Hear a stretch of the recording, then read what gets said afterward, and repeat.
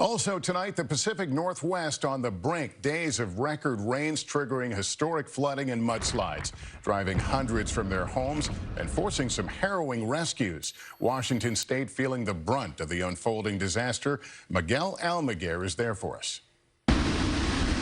This deadly and devastating deluge delivering an unrelenting blow to the Pacific Northwest. A quadruple catastrophe.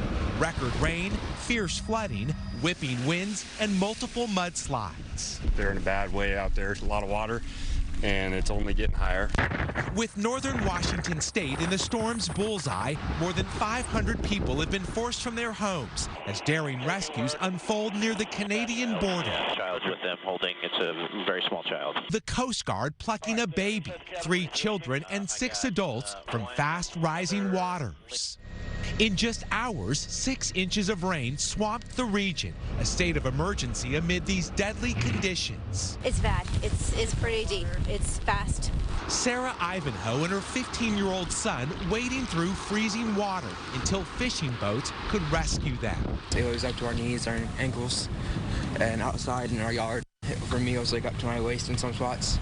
Facing peril on both sides of the border, massive helicopters lifted over 300 to safety. Many trapped overnight after a highway buckled and a landslide killed at least 1 in Canada. Back-to-back atmospheric rivers helping to dump 40 inches of rain in just 31 days, the wettest fall on record for Seattle.